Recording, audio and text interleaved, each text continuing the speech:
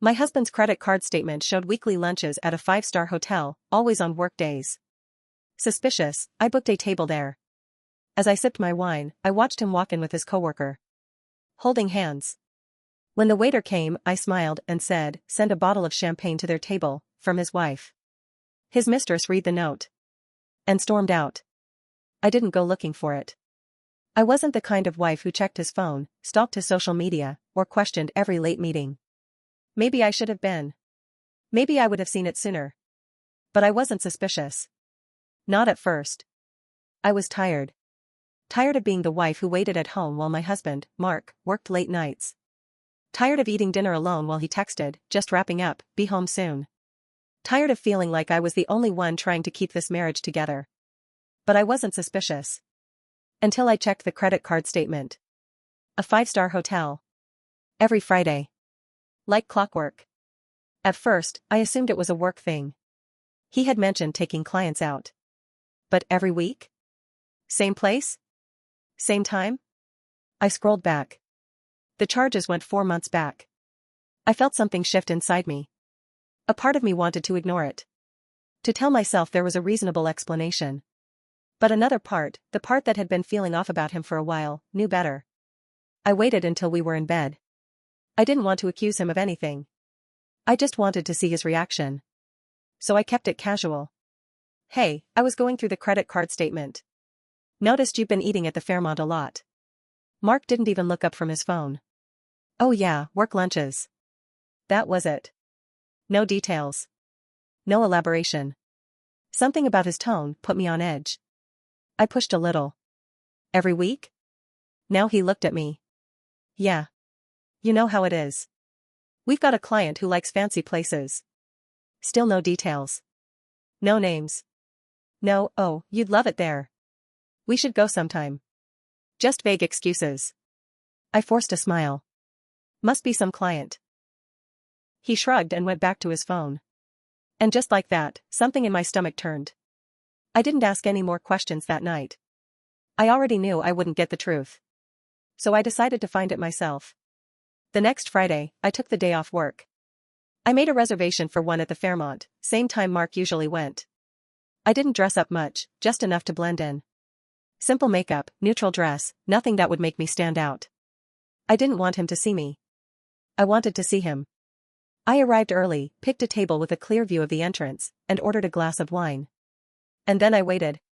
My hands were shaking under the table, but I kept my face calm. Because deep down, I already knew what I was about to see. At exactly 12:15 p.m., Mark walked in. Not alone. Not with a group of colleagues. But with her. She was younger than me. Tall. Blonde. Laughing at something he whispered in her ear. And she was holding his hand. It felt like my brain short-circuited. My first instinct was to stand up, walk over, make a scene. I wanted to scream. To throw my wine in his face. But I didn't. Because if he had no shame walking in like that, then he had been doing this for a while. And I wanted to see how far it went. I forced myself to breathe. To act normal. When the waiter came to check on me, I smiled. "See that couple?" I nodded towards them. The waiter followed my gaze.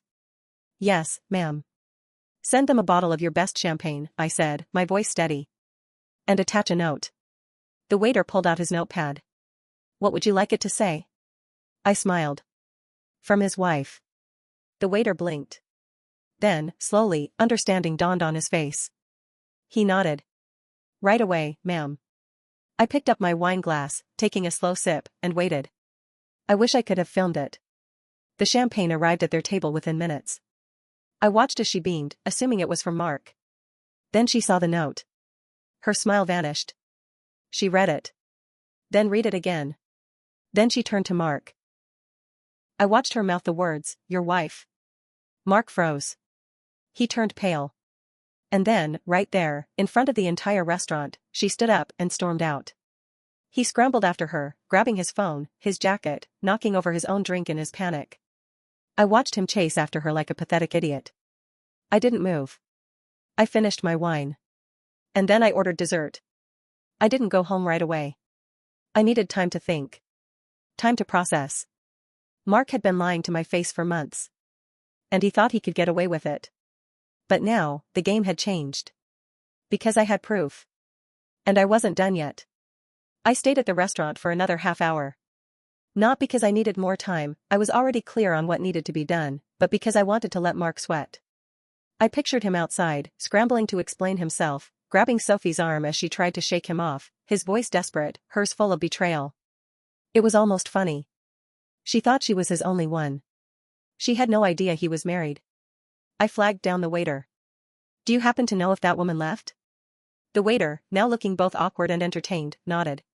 She left in a hurry. He tried to go after her, but she got into a cab. I smirked. He was alone now. I paid my bill, left a generous tip, and walked out into the sunlight like I hadn't just blown up my husband's secret life. I didn't call him. Didn't text. Let him wonder. Let him panic.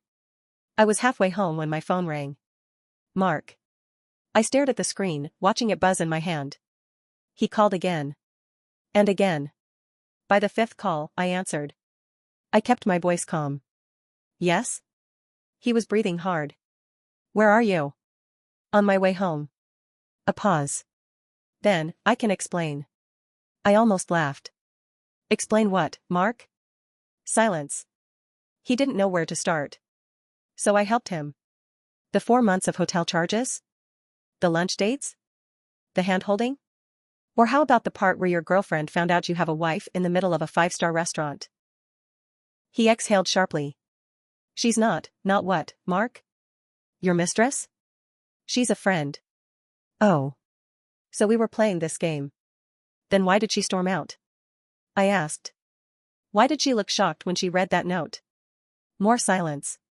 I smiled. She didn't know about me, did she? Mark was quiet. Wow, I said. You didn't even tell her you were married. By the time I got home, his car was already in the driveway. He must have rushed back the second Sophie left him standing there like an idiot. I walked in. He was sitting on the couch, elbows on his knees, rubbing his hands together like a man waiting for a death sentence. I dropped my purse on the table. You don't live here anymore.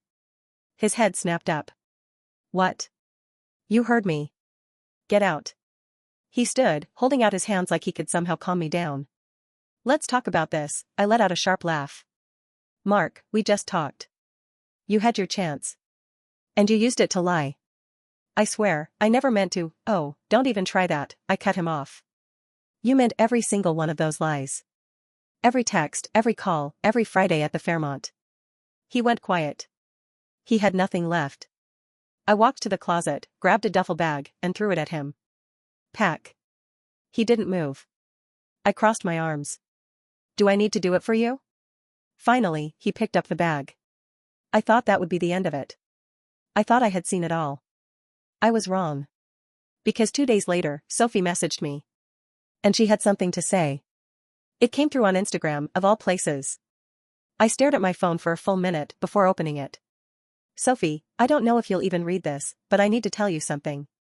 I leaned against the kitchen counter, fingers tightening around the phone. What could she possibly have to say? Then the next message came in. Sophie, I didn't know about you. He told me he was divorced. Lies. All lies. I typed back. Me, and you believed him? The typing bubble appeared. Then stopped. Then started again. Sophie, I should have known better. But there's something else. My pulse kicked up. Sophie, he wasn't just seeing me. I read it twice. Then a third time. I blinked at the screen, trying to process what she was saying.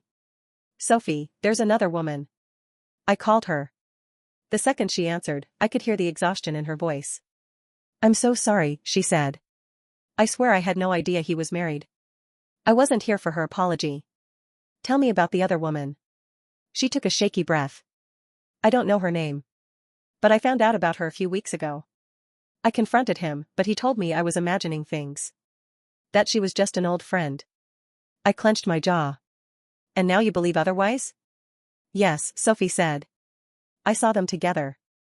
Before our lunches started. Before. That meant while he was seeing her, he was also seeing someone else. I felt my stomach twist. Mark hadn't just lied to me. He hadn't just cheated on me. He had cheated on his mistress with another mistress. And the worst part? I had no idea how many more there were. Mark wasn't just a liar. He wasn't just a cheater. He was a serial cheater. And I had only just started to uncover the mess he left behind. I sat on the couch, phone pressed to my ear, my fingers gripping the cushion so tightly my knuckles ached. You saw them together? I repeated. Yes, Sophie said. A few times. But when I asked him, he swore she was just an old friend. Then I found messages. Messages. I closed my eyes, bracing myself. What kind of messages? There was a pause. Then Sophie said, let me send them to you. A few seconds later, my phone buzzed. I opened the chat. Screenshots. Mark, last night was amazing. Can't stop thinking about you. Unknown number, you're so bad face blowing a kiss, what if someone finds out? Mark, no one will. Fridays are for you, weekends are for her. My stomach turned. Fridays are for you, weekends are for her. Sophie wasn't the first. She wasn't even the only one. And from the looks of it, neither was I. Do you have her number? I asked. Sophie hesitated. Not exactly. My patience was gone. Sophie. I only have part of it, she admitted. I saw it once on his phone, but he flipped it over before I could see the whole thing. I rubbed my temples. This wasn't going to be easy.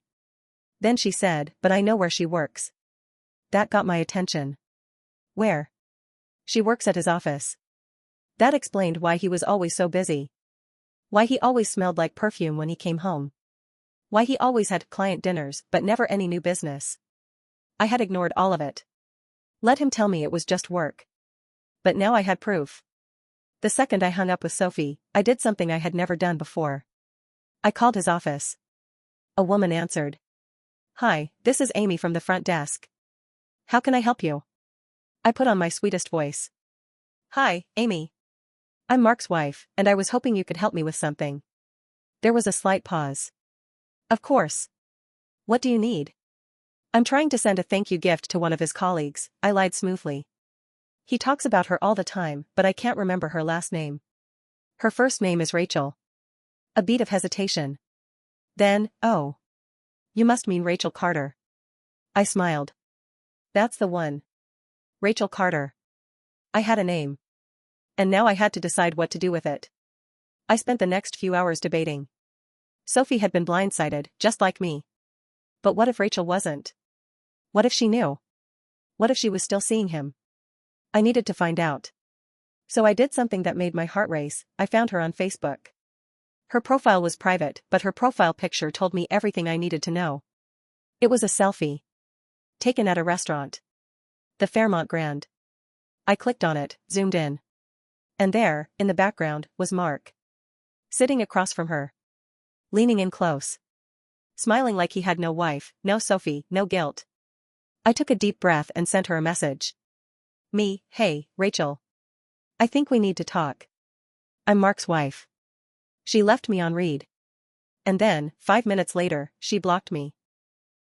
I was still staring at my screen when my phone rang. Mark. I let it ring. Then I got a text. Mark, what the hell are you doing? I smirked. So Rachel had told him. Good. I typed back. Me, just introducing myself to your little fan club. 3 dots appeared. Then disappeared. Then appeared again. Then finally, Mark, come home. We need to talk. Oh, now he wanted to talk? Now that he was losing control? I let him wait. When I finally got home, Mark was already there. He was pacing the living room, gripping his hair like a man on the edge of a breakdown. The second he saw me, he exploded. What the hell do you think you're doing? I dropped my keys on the counter. Getting the truth, since you won't give it to me. He pointed at me. You had no right to contact them. I laughed, cold and sharp. Oh, I had every right. Mark's jaw clenched. Rachel called me crying. She'll live. She might report me to HR. I raised a brow. Why? Because she was dating her married boss? His mouth opened. Then closed. Yeah. That's what I thought. He sat down heavily on the couch, rubbing his face. I messed up, okay? I stayed silent. He looked up at me. I love you. I tilted my head. Which one of us? He flinched. I took a slow breath. Tell me the truth, Mark. How many? His fingers curled into his jeans. How many? I saw the exact moment he realized he couldn't talk his way out of this. His shoulders dropped. His eyes darted away. And then, barely above a whisper, 5. 5. Not 1. Not 2. 5. I felt something inside me snap. And I wasn't done yet. Because if he had 5 mistresses, how many others had I not found yet? 5. The number hung between us like poison in the air. I stared at him, my hands gripping the edge of the kitchen counter, my knuckles white. My heartbeat was a drum pounding in my ears, drowning out the silence that had swallowed the room. Say it again. My voice was quiet, too quiet. Mark swallowed. He looked at the floor. 5. Something inside me shattered. I had expected 3. Maybe 4. But 5? 5 different women. 5 different sets of lies. 5 different versions of himself, tailored to whatever fantasy he was selling that week. I let out a breathless laugh, shaking my head. Who are you? He didn't answer. For the first time, I saw it, really saw it. He wasn't just a bad husband. He wasn't just a liar. He was a coward. The rage that had been simmering inside me finally boiled over. You cheated on me 5 times, and you still think you deserve to sit here and act like a victim? My voice rose, my hands shaking. Do you even hear yourself? Mark shot up from the couch, his face red. You don't understand, no, you don't understand. I screamed. I gave you everything. I defended you when my friends told me something felt off. I sat at home alone while you were out playing house with your little fan club. His hands went to his hair. I didn't mean for it to happen like this. I laughed again, sharp and bitter. How exactly were you expecting it to happen? Were you going to wait until you hit 10? 20? Mark flinched. I wasn't thinking, no, you weren't, I snapped. Because you never had to think. I did it for you. I trusted you. I stayed while you treated me like an afterthought. I took a step closer, my voice lower now. But not anymore. Mark must have sensed that I was done playing this game, because his panic flared. Please, he said, stepping closer. We can fix this. I jerked back. Fix what? Our marriage. I stared at him. I could hardly recognize the man standing in front of me. He had destroyed everything we built, stomped on the ashes, and now, he wanted to patch it up like some broken toy? I let out a slow breath. You know what? Let's see how well you handle being exposed. Before he could react, I grabbed my phone, opened a group chat, one with his family and a few mutual friends, and typed a message. Me. Hey everyone, just wanted to let you all know Mark admitted to cheating on me with 5 different women. If you've seen him with someone else, feel free to add to the list. I hit send.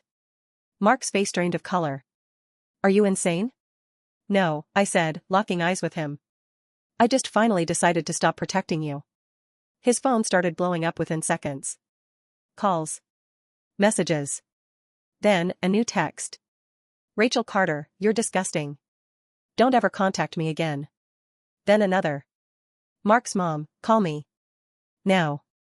Mark stared at his screen in horror. You ruined my life. I smiled. No, Mark. You did that. Mark grabbed his duffel bag and stormed out. He didn't even look at me. Good. I locked the door behind him. And then, finally, I let myself feel it. The grief. The rage. The betrayal that had been bubbling under the surface for months, maybe years. I sank onto the floor, my back against the door, and let out a shaky breath. Then, my phone rang. Sophie. I wiped my face and answered. Hey, she said. I just saw your message in the group chat. Holy SHT star dot. I let out a weak laugh. Yeah. You okay? I hesitated. No, I admitted. But I will be. Over the next few weeks, everything unraveled. Mark tried to control the damage, but the more he tried to explain himself, the worse it got. His family turned on him. His friends were disgusted. And work? Well, turns out Rachel Carter did report him to HR. He was fired within a month. Meanwhile, I rebuilt. I filed for divorce. Hired the best lawyer I could afford. And with every legal document I signed, I felt lighter. For the first time in years, I wasn't waiting for someone to choose me. I chose myself. And that? That was the best revenge of all. Someone once told me that when people show you who they are, believe them the first time. I didn't. But I do now. And I will never make that mistake again.